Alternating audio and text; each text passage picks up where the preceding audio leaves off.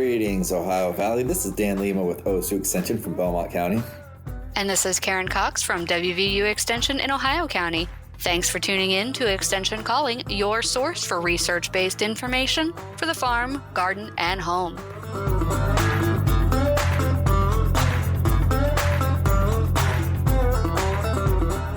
So today is the spring equinox. So it's the astronomical first day of spring here in the northern part of the globe. So welcome to spring, everybody. Yeah, it kind of feels like summer. Only till a little bit of rain, drop the temperature down again, come back up again, a little bit of rain. I just hope there's no more snow, and I hope that we can avoid a late freeze this year. I really do. That would be great.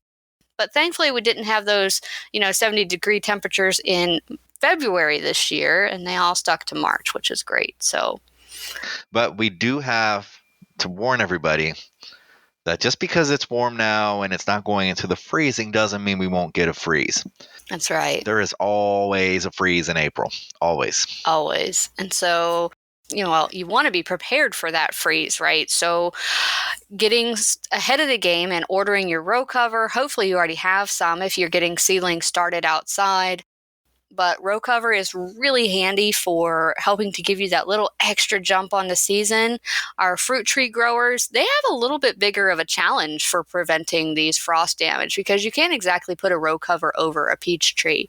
So the more important thing there is planning ahead and making sure that you're putting your orchard trees in the right location so that they're not in a low spot on the hill where a frost can pool, and they're also not on the southern slope where they get the most sun, because that will cause them to break bud earlier and they'll be more susceptible then to late frosts and late freezes. So if you're trying to grow peaches in West Virginia, we typically recommend on the north slope where they're a little more shaded during the day and they don't get as much sun, because then they'll bloom a little bit later and you'll be a little bit more protected from potential freeze damage. Yeah, and freeze will hurt everything else too, not just peaches. So that is why, even though, I think it's really nice that the days are getting longer. That's always a great thing. I tell you what, I so need some vitamin D therapy. I just want to be outside. I need some sunshine. No, I just feel more energized when I come home and it's still light and you can still do things and get your hands dirty. I feel like we just make better use of the day when there's light, and that's obvious, right? I know with modern farming, things kind of with technology and lights, especially in large farms that are flat, doing a lot of row crops, that you harvest when you can, and that's not light dependent. That's more rain dependent. Yeah. I know of many a farmer who has gone out to harvest with a headlamp on because they didn't have enough daylight. So it's not just the big farms. A lot of small farms also harvest after dark, but really it's best to do it during the day, because one of the things that you're looking at when you're harvesting is you want a dry crop to harvest. Like Dan was saying, is rain dependent. Harvesting a wet crop increases the chances of that crop to develop a fungal pathogen or a disease where they would rot faster. And we don't want our freshly harvested produce or wheat or corn or anything else to be moist, because that can cause it to decay. And we talk about this a lot with our hay, even that if you put up your hay when it's too wet, you can have some serious issues associated with that. So the same goes for all of your other crops. So trying to harvest on these nice, bright, sunny days is really a great thing. But again, there's also a limit to that, because if you're harvesting on a hot afternoon on a summer sunny day, then your produce is going to be so hot that it's going to take it too long to cool down, and it'll keep ripening after it's harvested. And so then you run into problems of the decay coming sooner because it's over ripening, because of the heat associated with it, which is why we talk about trying to get your produce cooled quickly after harvest. So there's a lot that goes into it. We really don't give farmers enough respect when it comes to the knowledge that it takes to put a seed in the ground and pull forth a beautiful, healthy, and consumable crop. Absolutely correct. So I toast my coffee to you, all you farmers out there. Thank you. Same here. I was actually thinking more so as far as compaction and machinery. Oh, that too. But you're right. Like, not all farms are huge, right?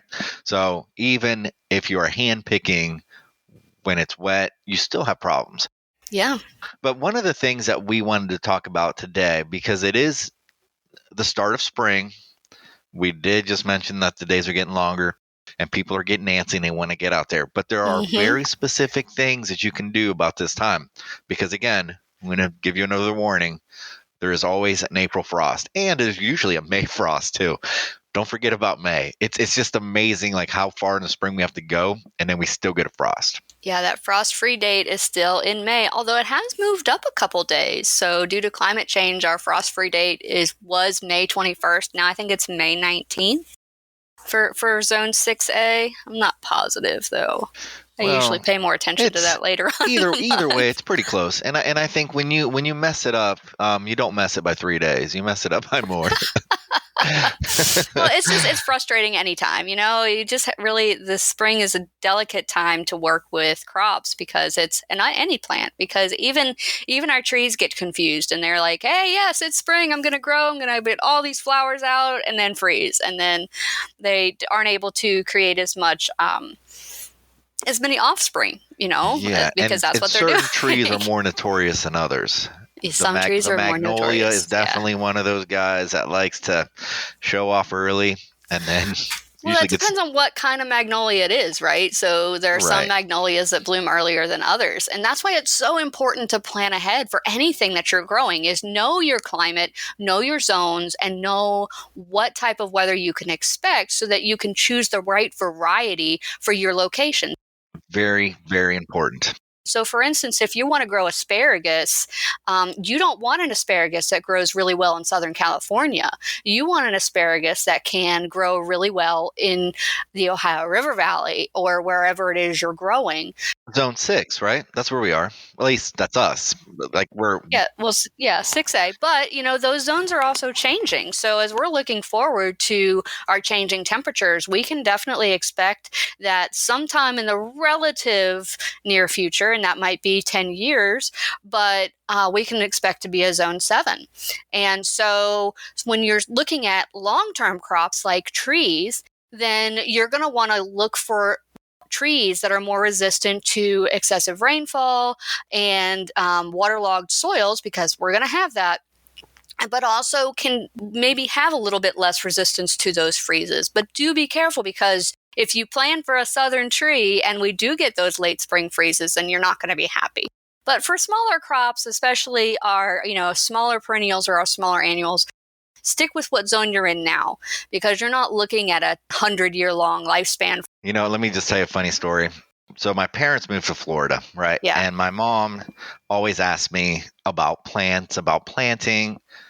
And I do stuff with her that I would never do here, like plant fig trees, right? Mm-hmm. But so we were talking, and she was interested in something. I don't remember if it was rose, some kind of flower.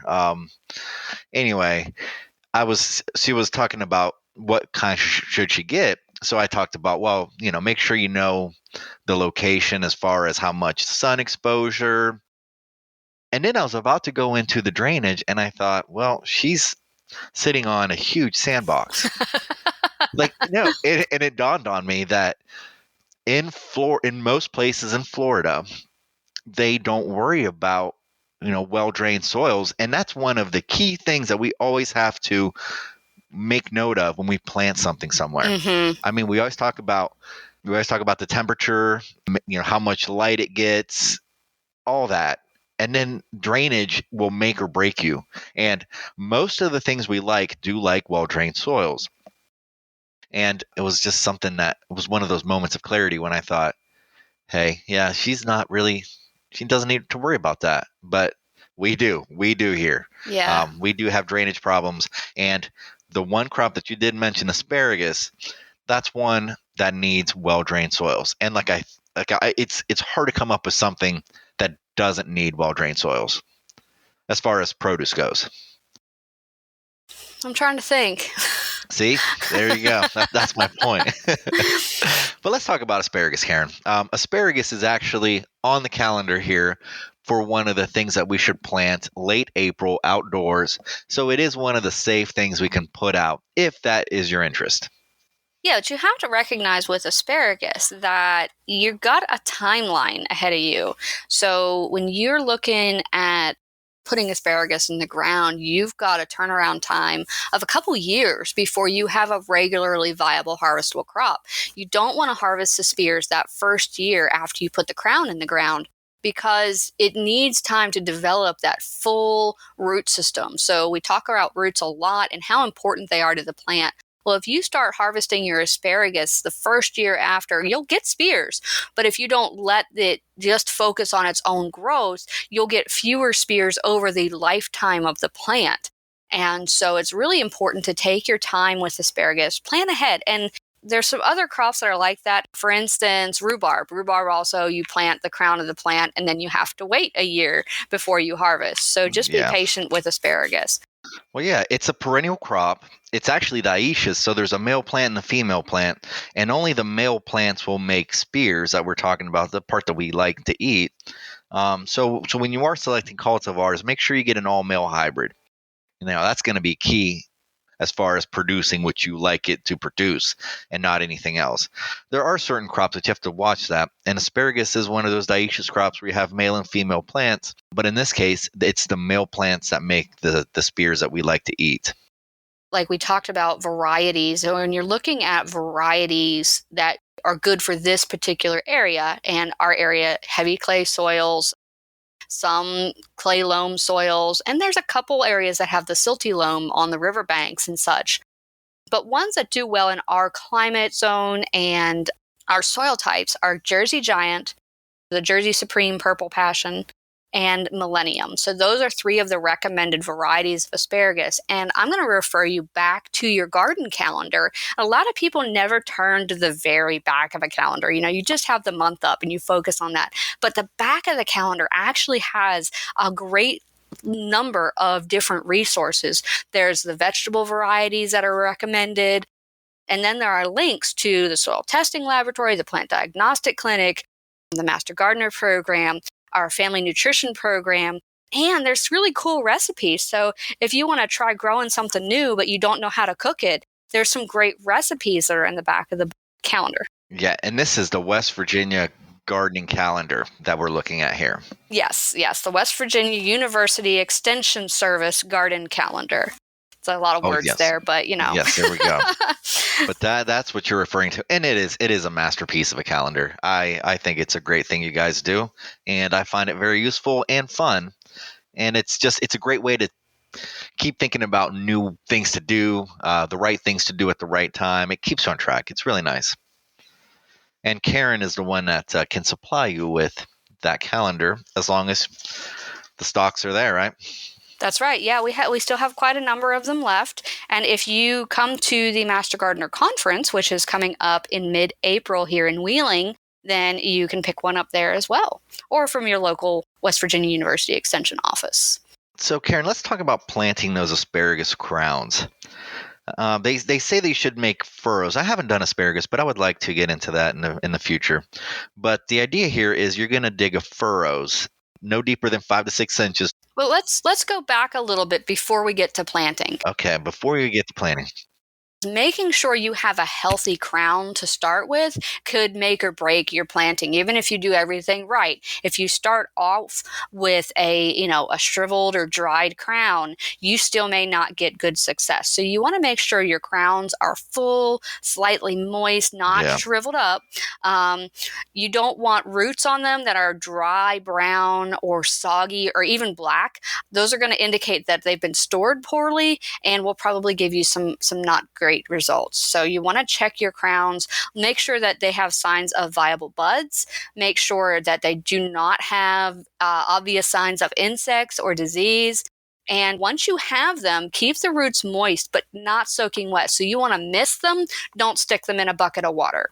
So those are steps that you can take to make sure that you're starting off with a healthy crown to help improve the planting results. Yeah, that goes such a long way. I'm glad you mentioned that. Oh, and don't let them freeze. So if you're storing them in your garage and it drops down to, 30 degrees or 20 degrees, you might want to make sure they're covered in a nice box of moist sand or something like that to help keep them from freezing. Well, and hopefully, if you're putting them out now, you got those 3 to 5 inch furrows that you can bury them, and they will be protected from the frost. The next step that we're going to think about when we plant these is spacing. Spacing's critical. At the time of planting, there are certain plants that are much bigger, and this is a long-term plant. This is 2-3 years in the future planting, right? There's a lot of growth that can take place. So you want those crowns 3 to 5 inches in a furrow, 1 to 1.5 feet apart. If you're doing multiple rows, you want those rows 5 feet apart. So if you're trying to get a lot of asparagus and you're going to do multiple rows, it is going to require some space, and that spacing is really that it's going to establish in that area, because it is a perennial that when harvested properly will keep going, and it's a very hardy plant. So make sure you get that spacing correct so that it gives you really large, delicious spears. And you want to make sure you're allowing for those ferns to have lots of room to get lots of sunlight. The more sunlight, you all know how this works. The plant changes sunlight into roots, which then turns back into food for us. So more sunlight equals more asparagus. And so, yeah, definitely keep your spacing 18 inches apart, 5-foot wide beds. You want to make sure that those plants are 18 inches apart in all directions. So, sit out there and make sure that they're not going to be leaning over each other or shading each other out. But another trick for planting asparagus is you've got your trench, right? And then you're going to put your crown in there, and you're just going to put like a 2-inch mound of soil to cover the crown completely, but don't fill in the whole furrow yet. You want to save that to slowly add soil throughout the season, because that's going to encourage more vigorous fern growth. So this first year, you're going to keep your bed well watered, but as those spears pop up and start getting sunlight, you're going to add a little bit more soil, and then add a little bit more soil, and then a little bit more soil until it is level with the ground. So go slow with it. You're basically encouraging it to make a stronger crown underneath that soil line by slowly burying it as it's growing. And those roots are going deeper and deeper and deeper. And asparagus is one of those plants that have a very, very deep root system, and that allows it to be a little tall. Well, I'm not gonna say a little tolerant of droughts. So because it has that deep root system, it can withstand droughts when it's mature. But if it's your first year, you're gonna have to give it some water because it doesn't have those roots yet. But as it develops in the future, you'll find that it's one of those hardy, drought-tolerant crops to have around, which is a great thing. You want to have crops that can withstand a drought. That way, you're producing something no matter what the weather is like. So it is a nice crop to have around for that reason, and very rich in vitamins. Very delicious, and you can cook it in so many different ways. So I do want to throw this out there. When you're looking at how deep to plant the crowns, we really didn't touch on that too much. But if you would like to have an extended season of harvest, some of the things you can do with your asparagus are plant them at different depths, because obviously it's going to take longer for the soil 10 inches down to warm up than the soil at 3 inches down. So you can plant your crowns anywhere from 3 inches to 10 inches down in the ground. Your shallower plantings are going to come up first, and they can be harvested first. So one way that you can extend your harvest season with asparagus is just by changing how deep they're planted. Now, let's say you've already planted your asparagus and you didn't think of that, and they're all planted at the same depth, and you can never sell all of your asparagus in time. just take a section of your asparagus row and bury them a little deeper. Add an extra layer of soil on top so that they've got another inch to grow through. That can also help to change your established plants. Now, you don't want to go too much at one time. Like, you don't want to throw 10 inches of soil on top of it, because then you're going to have problems with smothering your crowns, and you don't want to do that for an established plant. But when you're just putting them down, you can change 3, 4, 6, 8, 10 inches in depth, and that's going to change how quickly they come up. Another thing you can do to change the harvest period is, if you mulch the whole field, take mulch off of half of it and leave it on the other half. And that will, of course, where the soil is exposed to the sun, it's going to warm up faster and they'll sprout faster. But those ones that are nestled underneath that mulch blanket, those are going to take a little bit longer to come off. And again, don't take spears the first year. We're thinking long term. We're thinking a perennial crop that's established. And first year, you got to let it establish. Mm-hmm. Another thing with asparagus that a lot of people do is use salt as a weed killer. And this is something that Karen and I always said no to. I think some of the reasons why it has worked in the past is because it does have that really, really deep root system. So maybe the salt doesn't get as deep, but it will work its way down, and salt kills everything. It basically binds up the water, and asparagus being a drought tolerant crop, maybe a little bit more resilient to salts and droughts. It's just never a good idea to do that. It will over time salinify the soil, and then nothing will grow there. And eventually it will kill the asparagus as well. Probably take a little bit longer, but it will have its effect on the asparagus too. So stay away from salt unless you're cooking it. That's a really important point, because soil salinification is a big issue in agriculture today. And a lot of the salinification comes from just irrigation. So if you're irrigating with a water and now that's not as much of an issue here, because in this region, we usually don't have to irrigate asparagus. But if you're, say, in a high tunnel and you irrigate, a lot of the salts that are in the water from the different minerals that are dissolved will collect in your soil. And so we do have soil salinification issues here in our high tunnel growing environments. And that's when we recommend, just take the plastic off, let the rain grow through, or super saturate your soil by watering it a whole lot over the wintertime. And that can also help reduce the salts. But salts do a lot of damage to plants, and they may not outright kill them, but they will definitely start decreasing the production and increasing your disease and insect problems. So when you have a healthy plant, they're more likely to resist diseases and insects.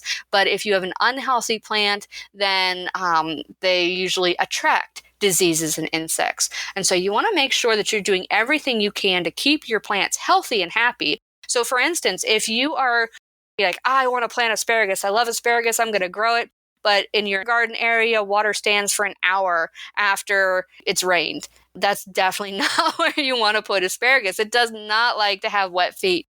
You do need to have good draining soil, like Dan said in the very beginning of this. If you want healthy asparagus plants, you have got to have well-draining soil.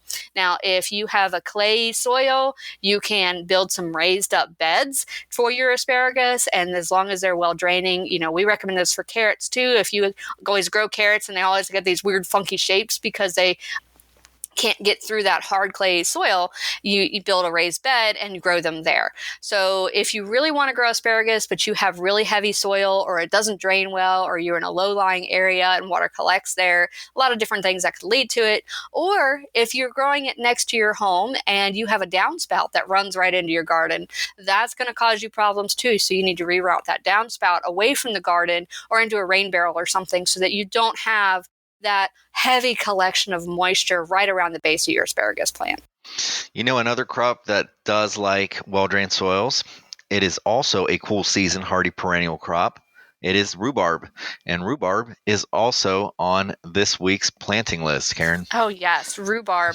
It's got a lot of history here in this region because it is a little bit sweet, and it can grow in those really early seasons. The flavor of rhubarb is really great if you know when to harvest it. So that's the tricky thing with rhubarb, is you've got to wait till your spears are the right length. So you want to wait till they reach a length of 12 to 8 inches. And when you're looking at rhubarb plants, the red ones are going to be a little bit sweeter, but you're going to get more volume out of the green ones. But if you're going to sell it, the red ones are probably going to sell better because they're brightly colored. And it's easily recognizable. People might think that the green ones aren't ripe and, they're not as good as the red ones. There's a lot of psychology in selling things. Yes. It's just one of those things where it's great to have novelty, but if the people just aren't ready to accept it, you're not going to sell it, unfortunately. So you either got to market it, or you have to kind of figure out what people want as far as, what they're looking for, what they recognize, what they're comfortable buying. Another thing with rhubarb, it's another crown starting crop. Mm-hmm. So just like everything you said about a nice, healthy crown, make sure it's not diseased, make sure it's not dry. Again, this is going to be another long-term crop. So you got to make sure you start off with the right, healthy crown. And those crowns for rhubarb should be spaced 3 feet apart. And rhubarb has another one of those very deep root systems. And the recommendation is to have worked loose soils 10 inches below where you're planting the crown. So yeah, that's a deep soil. Now, I have seen rhubarb growing in some pretty rough conditions. You have to recognize that our recommendations are the ideal situation, and not everyone has an ideal situation in their growing area. Just recognize that the further away you are from that ideal, the more problems you may have with disease issues and insect issues. Now, I did want to say with rhubarb, they prefer to get the early morning sun, not the hot afternoon sun. So if you can plant them in a place where they're getting the early morning sun, that will make them happiest. And another thing with rhubarb, you don't want to harvest that first year because you want it to establish just like the asparagus. So think long term. If you make it happy the first year, it'll make you happy second, third, and forward. And a lot of people have really established rhubarb plants that have been around for a long time, and they'll call in early spring and be like, my rhubarb's already sprouting its seed heads. They're already going to seed. What's going on? And typically that's because the plants are crowded. So if you have some established rhubarb that always goes to start sprouting really early before you can even get your good harvest in, then you want to try to dig them up and spread them out a little bit more.